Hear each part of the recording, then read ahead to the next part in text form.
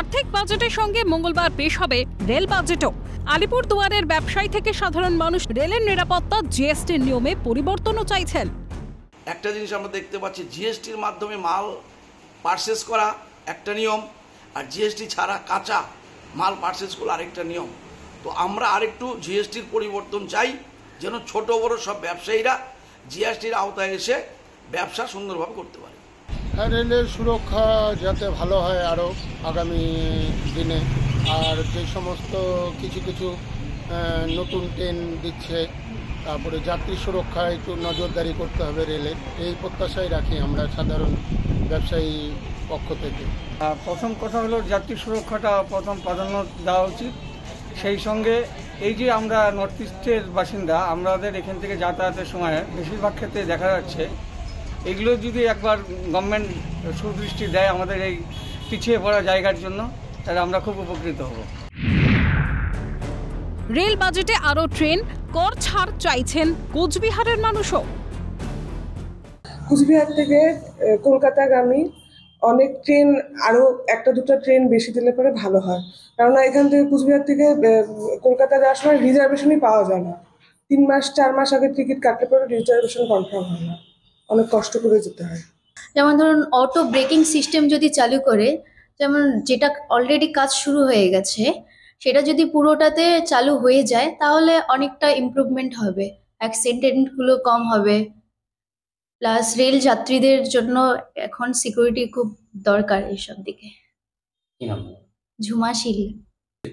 আরও যদি কয়েকটা নতুন রেল কয়েক জায়গায় দেওয়া হয় তাহলে যাত্রীদের সুবিধা হবে। আমরা আশা করতেছি যে এই বাজেটে যে ট্যাক্সেশন সিস্টেমটা আছে আর একটু ইজি করে দিলে সাধারণ মানুষ ট্যাক্স দিতে চায়, কিন্তু প্রসিডিউরটা যেন একটু ইজি থাকে।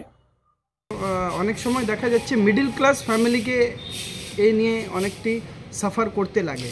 সেটি হয়তো একটি ক্লাস আছে দেশের যাকে কোনো অসুবিধা হয় না, কিন্তু মিডল ক্লাস ফ্যামিলির জন্য সরকারকে একটু দ্রব্যমূল্যদের দিকে দেখে যে কোনো যেগুলি গভর্নমেন্ট সাবসিডি আছে সেগুলি একটু দিয়ে যাতে ওটাকে রেটটাকে কন্ট্রোলে গভর্নমেন্ট রাখতে পারে, এটা একটু এই বাজেটে দেখা উচিত সরকার।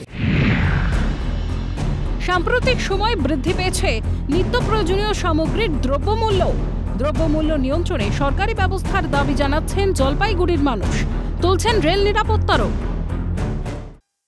বিগত দিনে দেখা গেছে রেল বাজেটে বলে, কিন্তু যাত্রী সুরক্ষার ব্যাপারটা মাথায় রাখে না। এত ঘন অ্যাক্সিডেন্ট হচ্ছে, সামনে রাঙ্গাপানিতে একটা অ্যাক্সিডেন্ট হয়েছে, কয়েকদিন আগে ময়নাগুড়িতে অ্যাক্সিডেন্ট হয়েছে। এগুলো তো দেখা উচিত, বা রেলের পরিকাঠামো উন্নয়ন করা উচিত, সিগন্যালের ব্যবস্থা উন্নয়ন। মানুষ আতঙ্কে আছে, মানুষ আতঙ্কে আছে রেলে চড়তে। আয়করের উপরে যে আমাদের এখন পর্যন্ত যে স্ল্যাবটা আছে, সেটা যেহেতু জিনিসপত্রের দাম বেড়ে গেছে এবং তাদের টার্নওভারটা অনেক বেশি চলে আসছে, সেখানে আয়করটা বাড়ানো উচিত বলে আমার মনে হয়। আর দ্বিতীয় হচ্ছে যে পরিবহনের উপরে যে আমাদের বিভিন্ন ট্যাক্স লাগে, জিনিসের দাম তখনই কমতে পারে যদি পেট্রোল ডিজেল এগুলোর দাম কমে। যদি সারা দেশে যদি পেট্রোল ডিজেলের উপরে জিএসটি লাগু করা যায়। কার্যত একই দাবি দক্ষিণ দিনাজপুরের বাসিন্দাদেরও। ওষুধ ব্যাংকের সুদ বৃদ্ধি, দ্রব্যমূল্য নিয়ন্ত্রণে সরকারি পদক্ষেপ, কর কাঠামোয় পরিবর্তন চাইছেন তারা।